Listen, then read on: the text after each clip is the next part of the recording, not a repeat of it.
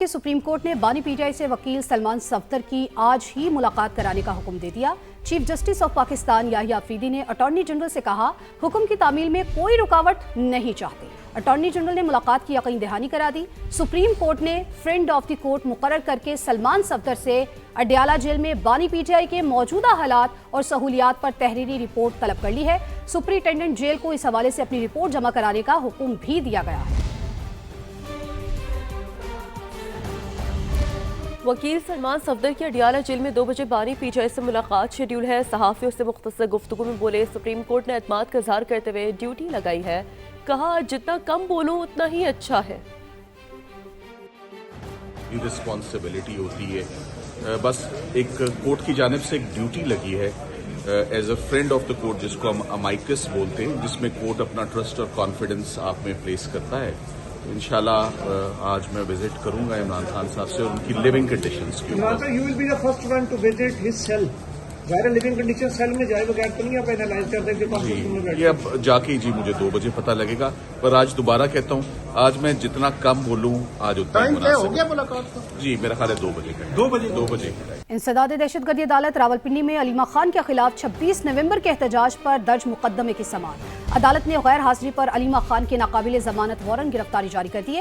عدالت نے ریمارکس دیے ملزمہ کی غیر حاضری کا کوئی جواز نہیں، نہ ہی کوئی استثناء دیا گیا۔ اسپیشل پروسیکیوٹر ظہیر شاہ ٹیم کے ساتھ عدالت کے روبرو پیش ہوئے۔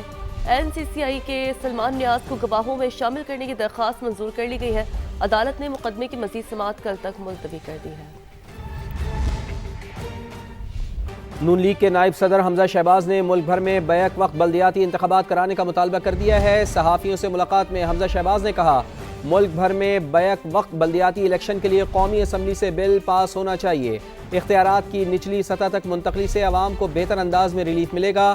نون لیگ کی ہمیشہ کوشش رہی ہے کہ عوام کی فلاح و بہبود کے لیے دن رات کام کرے۔ پاکستان ڈیفالٹ کے دہانے پر پہنچ گیا تھا تو نون لیگ کی مثبت پالیسیز نے اس کو بچایا۔ حمزہ شہباز کا کہنا تھا کہ ہمیں سب سے زیادہ محنت ملکی معیشت کو بہتر کرنے میں کرنی ہے۔ وزیر اعظم ملکی معیشت کو بہتر کرنے کے لیے دن رات کوشاں ہیں، محنت کر رہے ہیں۔ انہوں نے مشکل ترین دور میں پارٹی کا ساتھ دینے والے ورکرز کو نون لیگ کے ماتھے کا جھومر بھی قرار دیا۔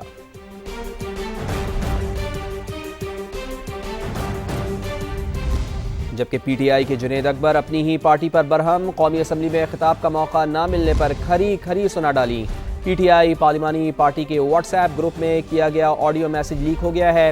جنید اکبر نے کہا ہے کہ آج کے بعد نہ میں کسی پارلیمانی کمیٹی کا حصہ ہوں، نہ ہی پارلیمانی لیڈر چیف ویپ کو بھی نہیں مانتا۔ چیف ویپ کون ہوتا ہے کہ روزانہ فیصلے کرے؟ ہماری شرافت کو غلط سمجھا جا رہا ہے۔ جنید اکبر نے پی ٹی آئی رہنماؤں کو درباری قرار دے دیا۔ السلام علیکم بھائی جان، میری تو برداشت ختم ہو گئی۔ آج کے بعد میں نہ آپ کے پارلیمانی کمیٹی کا حصہ ہوں، نہ میں چیف ویپ کو مانتا ہوں، نہ پارلیمانی لیڈر کو مانتا ہوں، نہ کسی اور کو مانتا ہوں۔ یہ کون سا طریقہ ہے یار؟ ہم سال میں پچھلی رمضان کے بعد اٹھا ہوں اور جو ہے بجٹ میں اٹھا ہوں۔ یہ کون سا طریقہ ہے یار؟ ہم روزانہ یہاں کیا چھولے کھانے آتے ہیں؟ ہر بات پہ چند لوگوں نے روزانہ بولنا ہوتا ہے یار۔ یہ کون سا طریقہ ہے؟ چیف ویپ کون ہوتا ہے کہ روزانہ فیصلے کرے کہ فلا فلا روزانہ بولتا ہے؟ کوئی طریقہ ہے؟ کوئی انسانیت ہے آپ لوگوں میں؟ کوئی شرافت ہے؟ ہماری شرافت کو غلط سمجھ رہے ہو یار؟ یہ کون سا طریقہ ہے کہ روزانہ وہ بولیں گے اور ہم بکواس کرنے ہم ڈسک پر جائیں گے؟ اتنی ہمت ہی نہیں ہو روزانہ شکل دکھانوں کا مذاق بنائے چل لوگ روزانہ ہر ٹاپک پہ آپ لوگ بات کرتے۔ یہ کون سا طریقہ ہے؟ میں آج سے پارلیمنٹ کا پارلیمانی کمیٹی کا بھی حصہ نہیں ہوں اور آپ لوگوں کا حصہ نہیں۔ میں اپنی یا مجھے آزاد پوزیشن پہ دے کہ میں اسپیکر سے بات کروں گا اور آپ کے ساتھ بیٹھنا ہی نہیں۔ یہ کوئی شرافت ہے؟ کوئی سمجھ نہیں ہے آپ لوگوں کی؟ میرا خیال ہے میرے اپنے لوگ نہیں چاہتے کسی کے کہنے پہ، کیونکہ یہ تو درباری ہے تو میں تھوڑا سخت بولتا ہوں تو کسی نے کہا ہوگا کہ یہ اس لیے میرا نام آپ لوگ نہیں دیتے۔ میں کل اسپیکر کو لیٹر دوں گا کہ مجھے پی ٹی آئی سے الگ مجھے سیٹ الاٹ کرے، باہر میں جائے آپ لوگ۔ رہنما پی ٹی آئی جنید اکبر کی آڈیو لیک سے متعلق وضاحت۔ پارلیمنٹ ہاؤس میں صحافیوں سے گفتگو میں کہا کہ یہ نہیں کہا کہ استعفیٰ دے رہا ہوں، آڈیو میسج میں صرف یہ کہا تھا کہ بولنے کا موقع نہ دیا گیا تو اسپیکر سے کہہ کر الگ سیٹ الاٹ کرواؤں گا۔ आज? नहीं, मैंने कब कहा कि मैं इस्तीफा दे रहा हूँ? सर ऑडियो में कहा जा रहा है। नहीं, मैंने ये कहा है कि आप लोग अगर मेरा टाइम नहीं देते तो मैं स्पीकर साहब से कहूंगा कि मुझे अलग सीट अलॉट शाहिद करें। खट्टक ने आज कहा है कि मेरा पार्लिमानी लीडर का ओहदा अभी तक जो है वो डिफाइन नहीं हुआ, जारी नहीं हुआ नोटिफिकेशन। सिंध हुकूमत का अहम फैसला कि MPO के तहत जारी तमाम हिरासती अहकामात वापस ले लिए गए हैं। 1 से 9 फरवरी 2026 के दौरान जारी MPO ऑर्डर्स को फौरी तौर पर ख़त्म कर दिया गया है। MPO के तहत कैद तमाम अफराद की फौरी रिहाई का हुक्म जारी कर दिया गया है।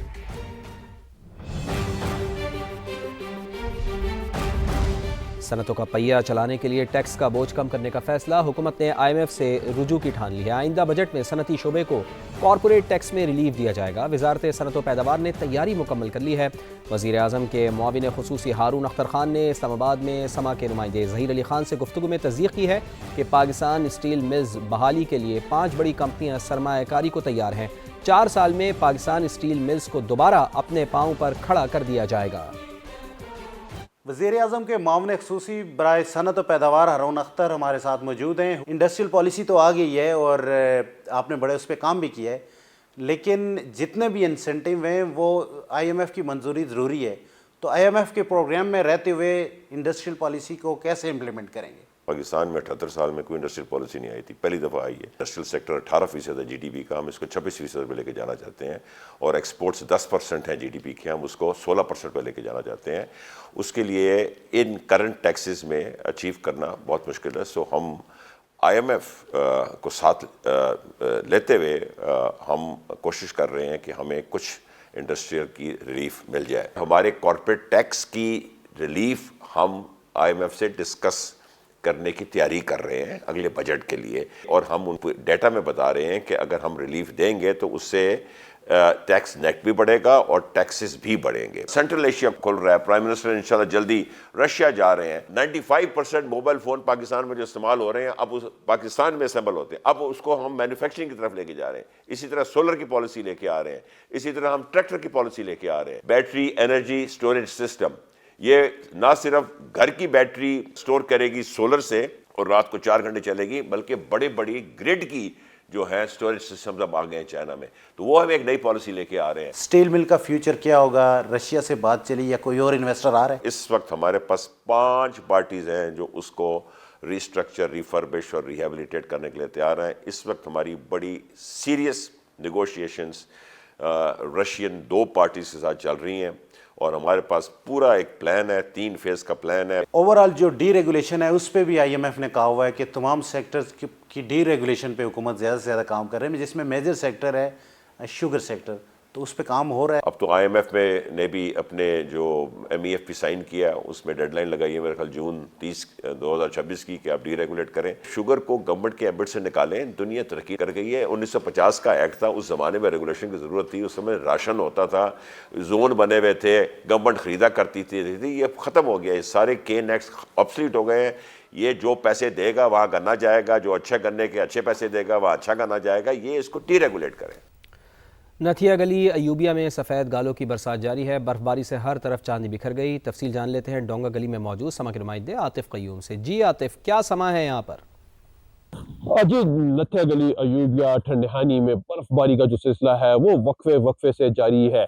गिलियात के रोड्स की अगर देहात की बात करूँ तो बकोट रोड, मलाजका रोड, मलकोट का रोड, ठंडहानी का मैन जो रोड है, इसी तरह सियालकोट, पटन और इसी तरह नमली मेरा रोड जो है वो इस वक्त बर्फबारी के बायस जो है बंद हो चुके हैं। मुकामी अफराद जो है उनको मुश्किलात का सामना करना पड़ रहा है, जबकि एप्टोवा से मरी जाने वाली जो मैन शाहराह है उसके ऊपर मशीनें चल रही हैं ताकि स्याह जो है उनको किसी किस्म की मुश्किलात का सामना ना हो, और स्याह जो है वो एप्टोवा से नथिया गली, इसी तरह मरी से नथिया गली की तरफ जो है वो आराम से सफ़र कर सकते हैं।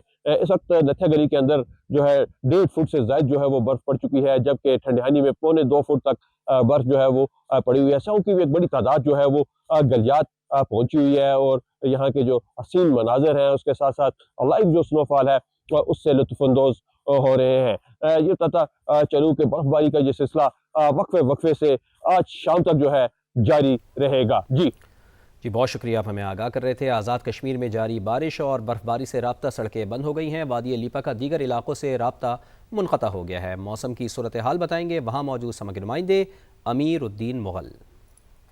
آزاد کشمیر میں بارش اور برف باری کا سلسلہ جاری ہے۔ بالائی علاقوں میں برف باری ہو رہی ہے جبکہ زیری علاقوں میں اور شہروں میں بارش ہو رہی ہے۔ سردی کی شدت کافی زیادہ بڑھ گئی ہے۔ مظفر آباد شہر اور اس کے گرد و نواح میں اور زیری وادی نیلم اور زیری وادی لیپا میں بارش کا سلسلہ جاری ہے جبکہ بالائی علاقوں میں برف باری ہو رہی ہے۔ اس کے علاوہ ضلع باغ، حویلی اور پونچھ کے جو علاقے ہیں ان میں بھی بالائی علاقوں میں برف باری ہو رہی ہے۔ اب رابطہ سڑکیں بند ہونا شروع ہو گئی ہیں۔ وادی نیلم کے بالائی علاقوں کی رابطہ سڑک جو ہے گریس ویلی کی بند ہو گئی ہے۔ بارش اور برف باری کا یہ سلسلہ آج دن بھر جو ہے وقفے سے جاری رہنے کا امکان ہے، تاہم کل سے یہ سلسلہ تھمنے کا امکان ظاہر کیا گیا ہے۔ اس وقت تک جو برف باری ریکارڈ کی ہے، سب سے زیادہ برف باری جو ہے وہ وادی نیلم کے بالائی علاقوں میں اور لیپا ویلی کے بالائی علاقوں میں ریکارڈ کی گئی ہے۔ جی بہت شکریہ، آپ نے ہمیں آگاہ کیا۔ وادی لیپا کے سخت موسمی حالات میں بھی پاک فوج عوامی خدمت میں سرگرم۔ دشوار گزار علاقے میں پاک فوج کے زیر نگرانی مقامی آبادی کے لیے بنایا گیا اسپتال امید کی کرن بن گیا، جہاں عوام کو طبی سہولیات بھی فراہم کی جا رہی ہیں۔ سخت موسمی حالات اور زمینی راستوں کی بندش کے باوجود پاک فوج کا طبی عملہ بلا تعطل عوامی خدمات سر انجام دے رہا ہے۔ اسپتال میں فری علاج اور معیاری ادویات کی دستیابی کو یقینی بنایا گیا ہے۔